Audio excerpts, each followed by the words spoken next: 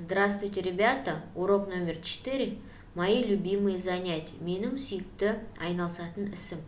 Ты продолжишь учиться отвечать на вопросы по тексту и картинке. Используй речи, слова, действия и вопросительные слова. Сен мәтін бойынша және сурет бойынша сұраққа жауап беруді үйренуді жалғастырасың.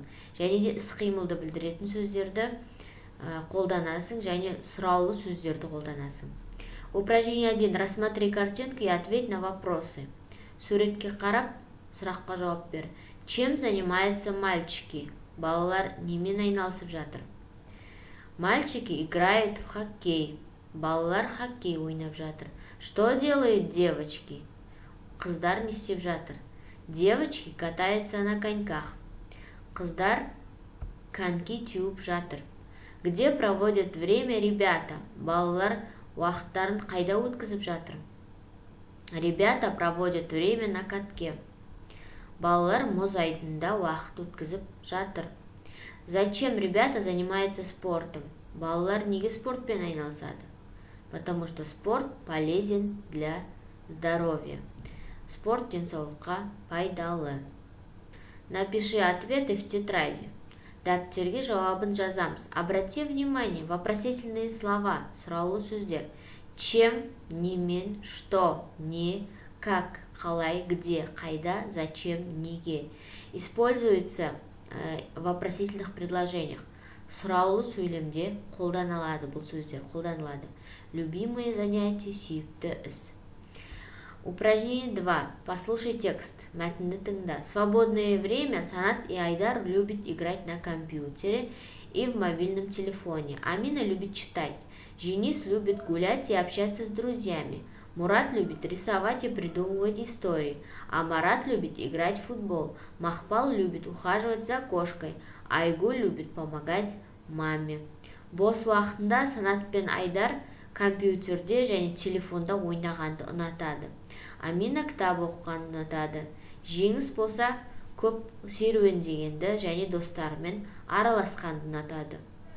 Мұрат болса сурет салғанды, әртүрлі әңгімелерді ойлап тапқанды ұнатады. Ал Марат футбол ойнағанды жақсы көреді. Мақпал өзінің мысығына қарағанды жақсы көреді. Ал Айгүл болса анасына көмектескенді ұнатады. Какое любимое занятие у Саната и Айдара? Санат пен Айдардың сүйіктісі ісі қандай? Что любит делать Женис? Жеңіс не істегенді жақсы көреді? Какие занятия у Марата и Мурата? Марат пен Мураттың сүйікті істері қандай? Что любит делать Мақпал? Мақпал не істегенді жақсы көреді? Какие занятия ребят тебе понравились больше всего? Қай балалардың ісі саған ұнады? А какое у тебя любимое занятие? Сенің сүйікті ісің қандай? Назови слова действия, которые ты услышал в тексте. Іс-қимылды білдіретін сөздерді ата. Например, любит играть. Ойнағанды жақсы көреді. Любит читать. Оқығанды жақсы көреді. Любит гулять и общаться. Серуендегенді және араласқанды жақсы көреді. Любит рисовать и придумывать. Сурет салғанды және ойлап тапқанды жақсы көреді. Любит ухаживать. Күткенді жақсы көреді.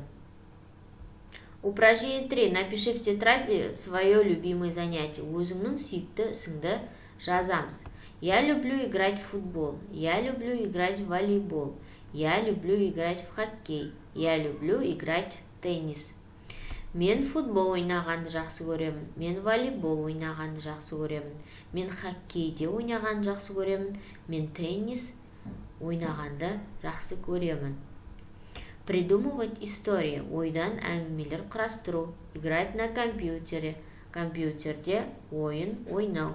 Упражнение 4. Рассмотри картинку. Расскажи, чем любят заниматься ребята. Придумай предложение к картинкам.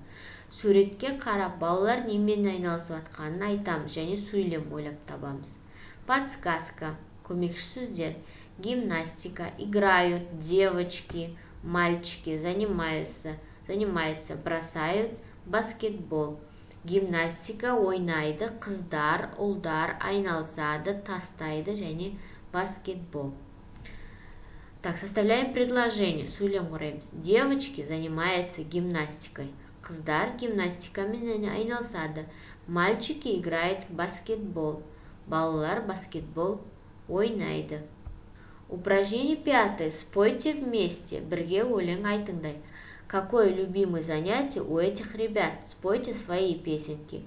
Бұл балалардың сүйікті ісі қандай? Және өз өлеңдеріңді айтыңдар. Эти ребята любят петь.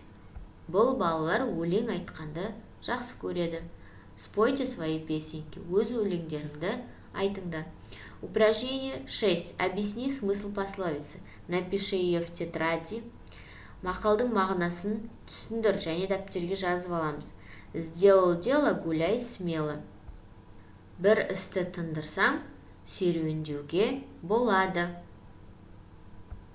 Урок окончен. До свидания.